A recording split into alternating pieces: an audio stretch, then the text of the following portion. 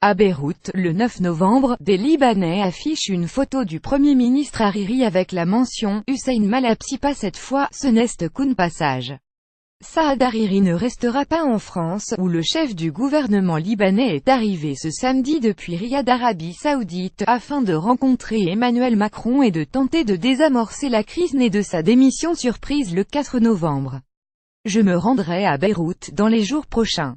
Je participerai à la célébration de notre indépendance le 22 novembre et c'est là-bas que je ferai savoir ma position sur tous les sujets après m'être entretenu avec le président Michel Aoun, a-t-il déclaré sur le perron de l'Élysée, plus grand que à lire aussi Saad Hariri, Premier ministre démissionnaire du Liban, est-il prisonnier de l'Arabie Saoudite?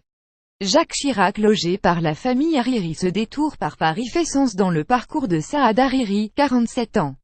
Entre 2011 et 2014, l'homme d'affaires avait vécu un exil forcé du Liban, et s'était installé en France, où sa famille possède une résidence dans la capitale. C'est aussi le prolongement des excellents liens entretenus par Père Rafik avec la France, et notamment Jacques Chirac, qui a logé pendant 8 ans après départ de l'Élysée dans le vaste appartement 396 mètres carrés quai Voltaire à Paris, acquis en 2001 par le Premier ministre libanais de l'époque. Jacques Chirac recevant Saad Hariri le 2 mai 2007, quelques jours avant départ de l'Élysée, Benoît TESSIERAPSIPA, les relations entre Hariri père et les responsables français étaient très chaleureuses. Jacques Chirac était un ami personnel, qu'il a fait intervenir à plusieurs reprises dans des crises et situations problématiques dans la région. Hariri fils a essayé de maintenir cette tradition mais il NYA+ les liens personnels que père entretenait. Maintenant, il est important pour lui d'avoir toujours cette option lui permettant d'être soutenu, voire sauvé par Paris, explique Ziad Majed, politologue libanais enseignant à l'Université américaine de Paris. Une fortune d'1 milliard de dollars. Rafik Hariri a dirigé 5 gouvernements, entre 1992 et 2004, le père avait une envergure comme rarement un leader libanais en a eu, témoigne Pascal Monin, professeur libanais de sciences politiques et de relations internationales à l'Université Saint-Joseph de Beyrouth. C'était un ami de responsables importants, au Moyen-Orient mais aussi dans le reste du monde, abonde Ziad Majed. Ce dernier possédait la double nationalité saoudienne et libanaise, c'est également le cas de Saad, né à Riyad en 1970.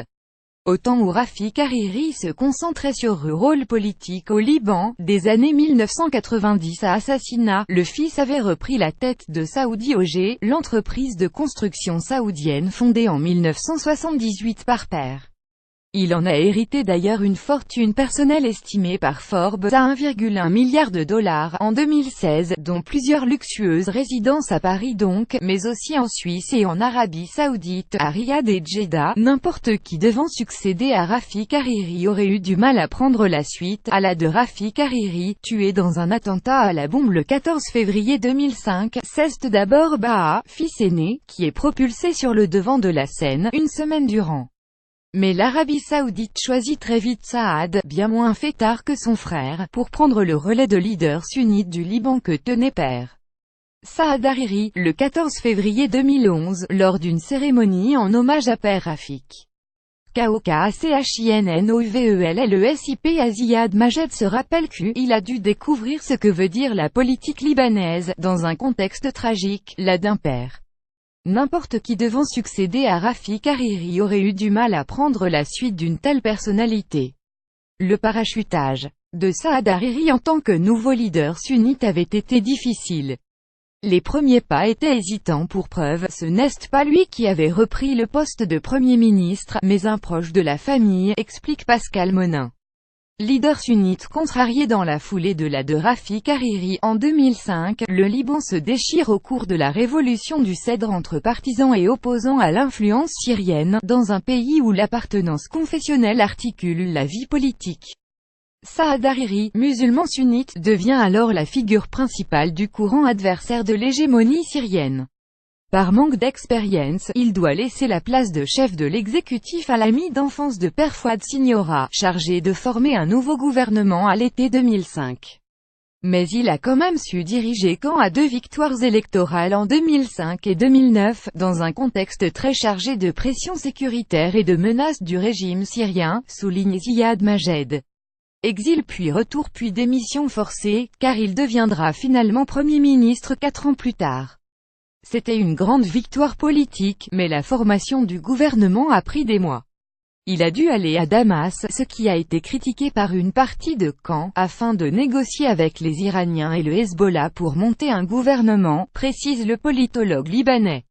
En 2011, tout s'écroule. Face à la montée des printemps arabes et la crainte de la part de l'Iran chiite d'une extension de la révolution à la Syrie alliée, le gouvernement est sabordé. Hariri, jugé comme père trop proche des Saoudiens, est contraint à l'exil.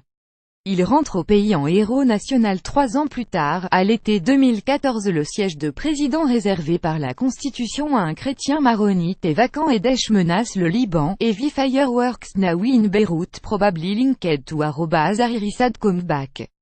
Problem is there heavy gunshots to look confus pic.twitter.com PMHD Psif, Sarah Assaf Sarah Assaf Auguste 8, 2014. Dans les rues de Beyrouth, on tire au canon pour fêter le retour du fils Hariri. L'exil avait été vécu comme une humiliation. Il avait été contraint de démissionner, il ne pouvait pas rentrer.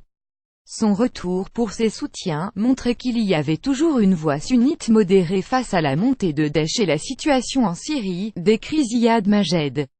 Sans tout à fait remplir le siège qu'occupait Père, politiquement, le véritable retour se fait à l'automne 2016, quand il parvient à un accord avec opposant, le chrétien maronite Michel Aoun, pour former un duo présidente-premier ministre. Avant un nouveau retournement de situation, sa démission surprise annoncée le 4 novembre 2017, demandée par le pouvoir saoudien. Pascal Monin décrit le choc de l'annonce. Il y a eu un élan de solidarité et d'affection rare autour de lui au Liban. Aujourd'hui, vous circulez dans les rues libanaises, pas seulement à Beyrouth, vous verrez des portraits du Premier ministre dans les rues, sunnites ou non sunnites. Ziad Majed résume le personnage. L'homme politique est parfois vu comme portant un costume trop large, entièrement sous influence saoudienne, incapable d'avoir une marge de manœuvre vis-à-vis de la famille royale comme savait le faire Père.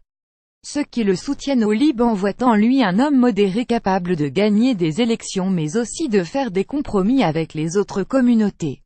Avec le temps, il s'est imposé comme un leader de la scène politique libanaise, mais sans tout à fait remplir le siège qu'occupait Père.